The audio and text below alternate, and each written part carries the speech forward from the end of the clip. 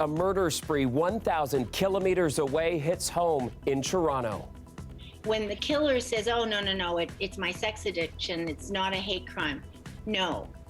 A white man is charged with murder in Atlanta. The majority of the victims are Asian women. Why police are saying the shootings are not racially motivated, and how some here in the GTA are responding.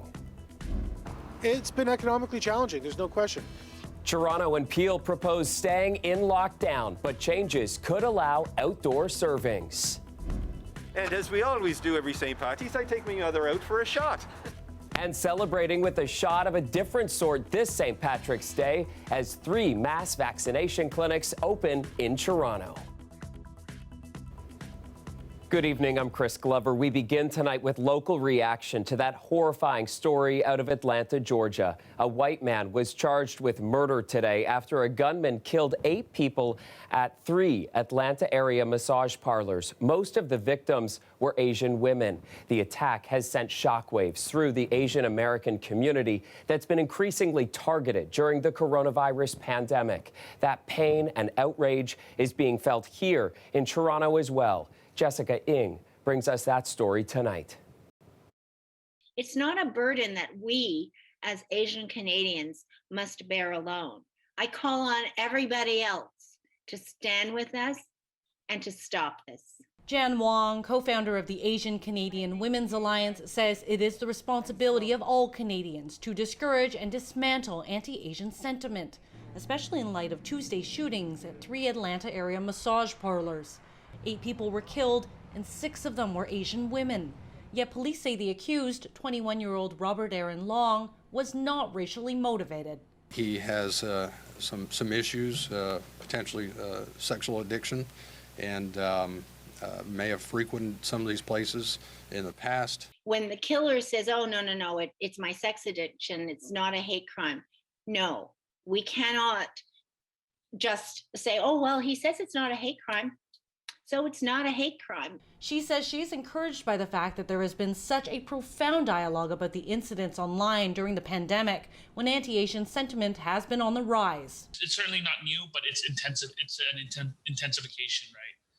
And we gotta organize against it. We gotta say no to it. We gotta voice up. A September 2020 report by Project 1907 found Canadians reported more anti-Asian racist incidents per capita than the U.S. In areas like Vancouver, Asian hate crimes rose by 717%. And a 2018 survey of massage and holistic practitioners says almost half the respondents experienced violence in their workplace, but less than 7% reported these incidents to law enforcement. The report says that's because 60% of respondents had negative perceptions of police. 40% said they felt officers did not respect them as workers, treating them like criminals. Alison Clancy, the executive director of Swan Vancouver, says there are little to no legal or labor protections for migrant women in sex work. There are only ever 2 outcomes when a migrant sex worker comes forward to report violence. The woman either becomes the target of a prostitution or trafficking investigation herself, or she's arrested, detained, and deported under immigration policies. While federal investigators continue to piece together exactly what happened Tuesday night, Asian Canadians continue to fight against stigma here at home. Jessica Ng, CBC News, Toronto. To Etobicoke now, where one person was rushed to hospital after a shooting tonight. It happened on Scarlett Road north of Eglinton on Scarlett Wood Court. Police say several people reported hearing gunshots just before 8. Officers found a young male victim at the scene suffering from gunshot wounds, and he was taken to the hospital. There is no word on his condition, but witnesses report seeing a vehicle fleeing the scene. Police haven't not released any suspect information at this time.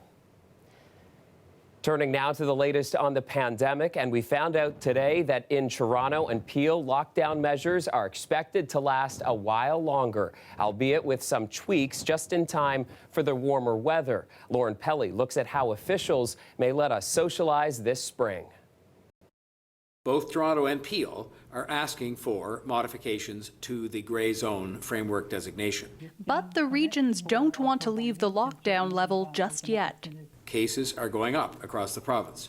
Cases of the variants of concern are on the rise, and therefore we need to continue to be cautious.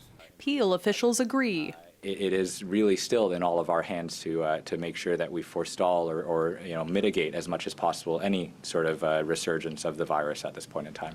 If the province follows their recommendations, many indoor businesses would remain closed. That could mean settings like salons, gyms,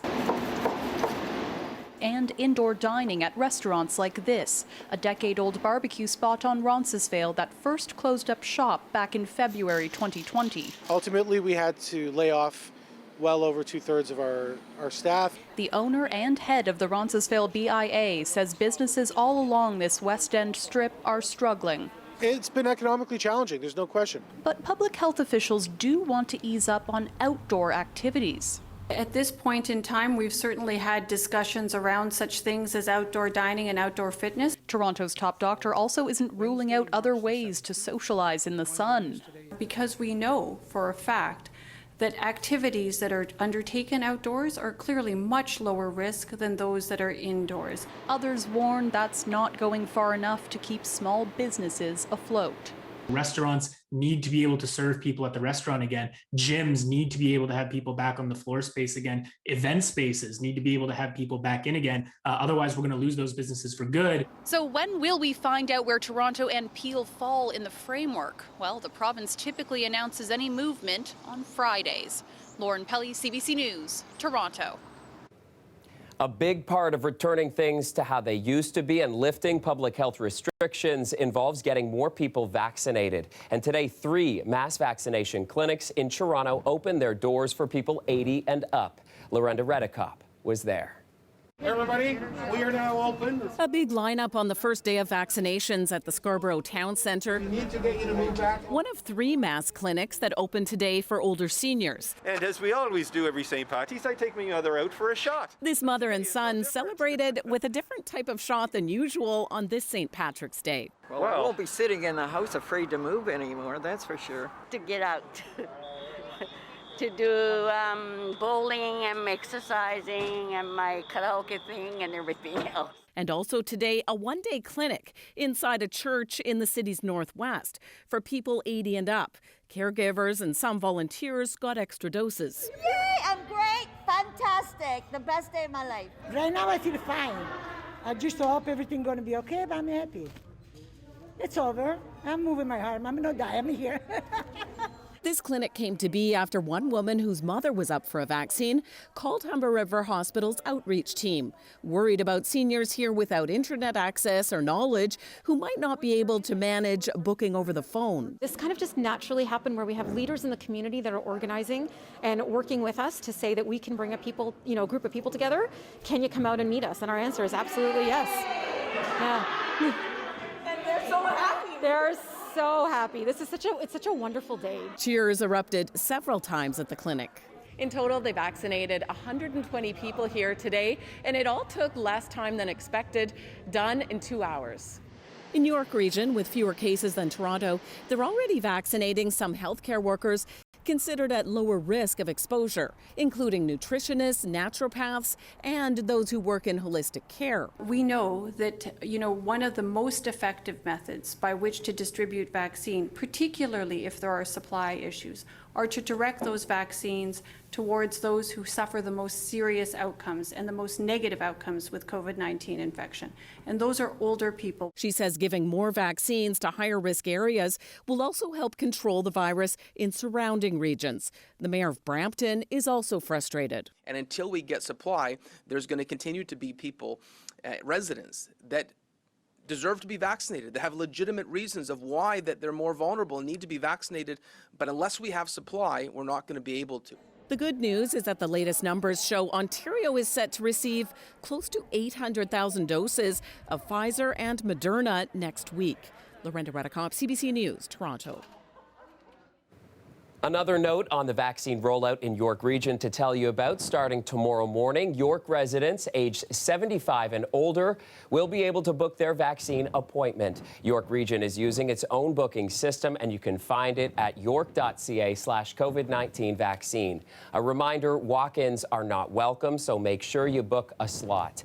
This does not mean that everyone 80 and older has received their vaccine yet. York Public Health is still encouraging everyone in that age group to sign up as well. We've been telling you about a lot of pandemic milestones this month, and it was 1 year ago today that the Premier declared a state of emergency in Ontario. The order forced many businesses to shut down immediately, and it wasn't long before hard-to-get items like toilet paper and hand sanitizer started turning up for sale online. Now, a year later, and those same online marketplaces are seeing a big change in trends. Natalie Collada has that story. Oh my God, this is actually making me sad thinking about it. It's the constant reminder in her closet Aisha Ali can no longer take. I couldn't wait to wear it. I couldn't wait to have my pictures be beside my fiance, then like husband. And then after COVID, it just sadness every day. With her fiancé in the United States and repeated delays because of the pandemic, the Toronto woman has put her wedding gown up for sale. It might come in handy and useful to someone else who can get married and they're from the same country. Her story is just one example of online listings titled No Longer Needed. Tables for sale because no one is coming over for dinner, luggage because of canceled travel plans, sofas to pay the rent.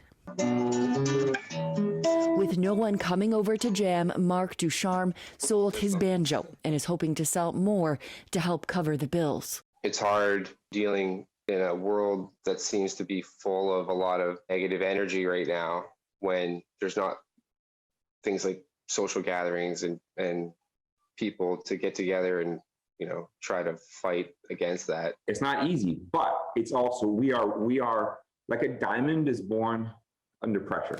Jason Kubasek is trying to make the most of it all. He's selling excess equipment from his live events production company and transitioning it to a virtual space. It forced us to adapt to a new world. The ripple effect after a year of the pandemic is showing up in consumer patterns and trends on sites like Kijiji. The online marketplace has seen an increase in people trading in expensive cars and renting out rooms for extra income. People are looking to either downsize their home or they're looking for items to create a new environment within their existing home. As for Ali, her wedding may be on hold, but she still has hope. We'll have a story to tell our children when we're older. Natalie Collada, CBC News, Toronto. 1 year ago today was also Ontario's first COVID-19 related death. And since then, more than 7,000 people have died. One of the most recent was an imam at one of Toronto's oldest mosques. It hurts me so much to speak about him. He was so sincere person, so loyal to the masjid.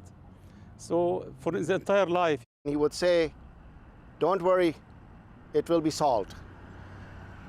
He was a problem solver for us on almost everything, 724, for almost 40 years. It's a big void. It's a big void. We're already missing him. A funeral was held at Jame Mosque today for Amjud Saeed.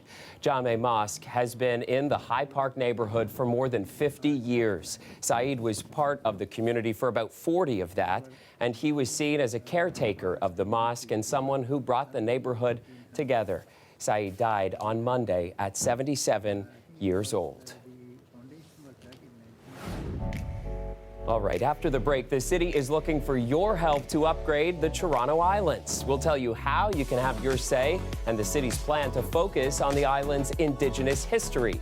That's all coming up. Plus, a few showers tomorrow, but a long stretch of sunshine heading into the weekend. Your full forecast after the break.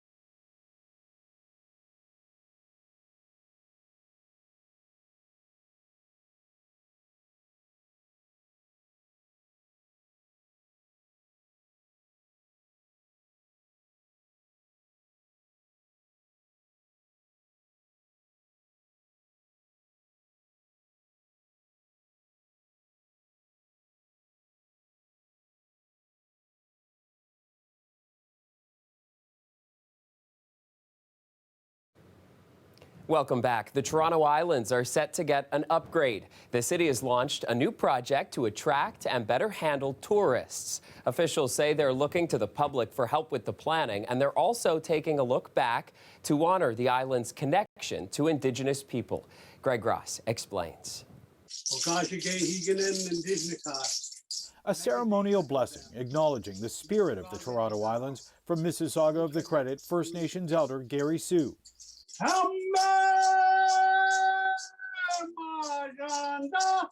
That was followed by a virtual water offering from Elder Valerie King. The Toronto Islands is one of the stopping points where a little shell came and hovered above the water.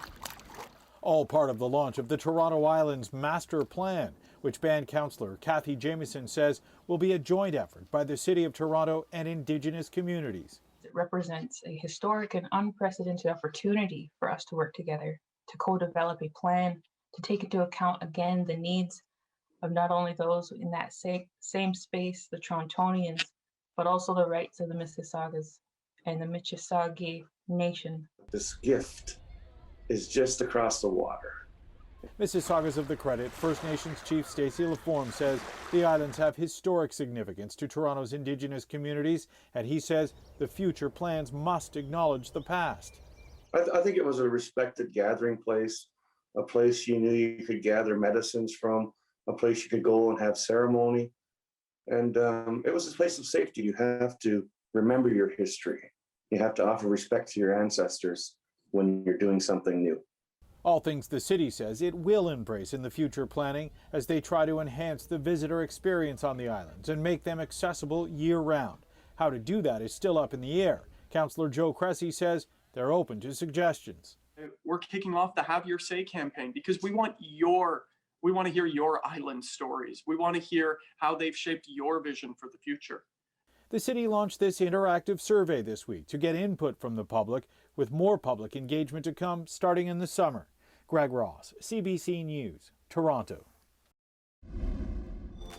Would have been a nice day to be on the island today, and just a beautiful evening out there tonight as we take a peek at Toronto's harbor. And we didn't quite crack double-digit temperatures in Toronto today, but that is not too far off. Nick Cernkovich has your full weather details. Nick. Hi, Chris. Well, pretty warm weather today, and the warm weather for the most part is going to stick around for the next little while, actually. But it's the sunshine that we've got to talk about in the long-range forecast. Really nice-looking long-range forecast. Before that, though, a little blip on the radar, if you will. We've got some few showers to deal with as we head through tomorrow, and also winds picking up for tomorrow. So a little blustery, but then after that, weekend sunshine, and of course, weekend sunshine. That's the nice part about it. 9 degrees today was our high. Double digits as you head down towards southwestern Ontario. We are going to see double digits in the city of Toronto as well as we get into the long-range forecast. For the next 24, though, here's how it plays out. System starts to push in as we move through tomorrow morning. There is the risk of a few spotty showers through the early morning hours and then also through the later morning hours with this over here. Now, you notice this particular model keeping the showers to the south, but we're sitting right on the edge. Some of the models pushing it just up into the GTA. So we've got about a 30-40% chance of seeing it in Toronto, a little bit higher from Hamilton down towards St. Catharines, Niagara. There it is, just skirting across Lake Erie. Now, as we move through tomorrow afternoon, it pushes out. Still looking at cloud cover. Cloud cover clears out into Friday, and then a long stretch of sunshine headed our way as we head into Friday, Saturday, Sunday, and even Monday. Winds are going to be a factor, though, as we head through tomorrow afternoon. Gusts by the afternoon upwards to 50, even 60 kilometers per hour in the GTA. Higher amounts down in southwestern Ontario. They ease off by Friday later in the afternoon. So breezy in the morning and then easing off as we head toward later afternoon. Overnight tonight, a few showers in southwestern Ontario. Temperatures above the 0 mark. Tomorrow, cooler than today, looking at temperatures around 7 degrees. And again, showers clearing. Not an all-day event, more of sort of a morning shower event. We are, however, looking at gusty winds. Down around Windsor, could see wind gusts up to about 70 kilometers per hour in the lee of this storm system. For the Golden Horseshoe, we're looking at temperatures tonight that are going to be sitting above the 0 mark. And then as we head through tomorrow, we're looking at temperatures at about 6 degrees there across the region. A few showers also starting to clear out there. Cloud cover by the afternoon, maybe even a few hints of sunshine. Bit of a dip in the temperatures on Friday. It does come with sunny skies, though, 3 degrees. Cold overnight lows, but quickly warms up by the time we hit Sunday and Monday. Double digits, and some areas might even see temperatures in the low teens. That looks fantastic. Thanks, Nick. The weather is brought to you by Trane, the most reliable heating and cooling brand. We test, so it runs. It's hard to stop a train. When we come back, 365 days of music and community.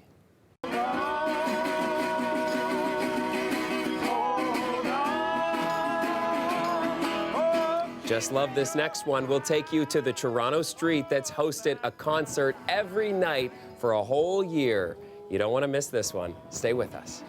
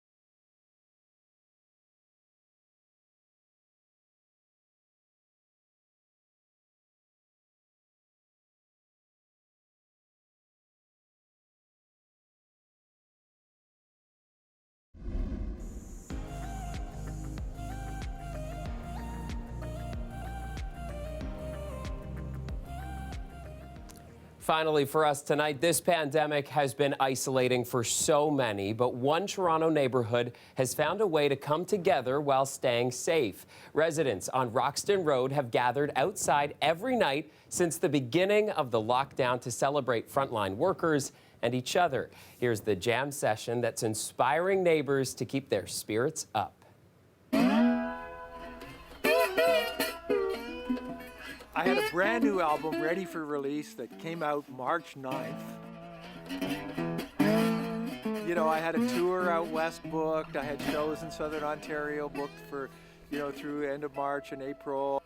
What has been great is March 19th, we started singing on the street. So unlike so many of my friends, other musicians, every night you can go out and play 2 songs, sing with people.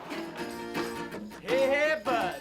Come on down, come on, bring your friends on down. Not a single night has gone by that a concert has been missed. So, it's been 7:20 and we're wondering if anybody's going to put something together. There hasn't been a single night that's gone by that someone hasn't shown up, because I think we've all recognized that it's something we look forward to every day, and we need it to keep going.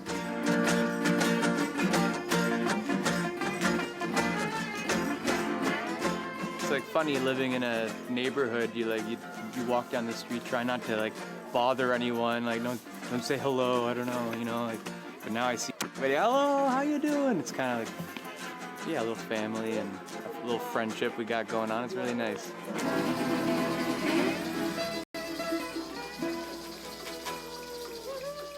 Frontline workers!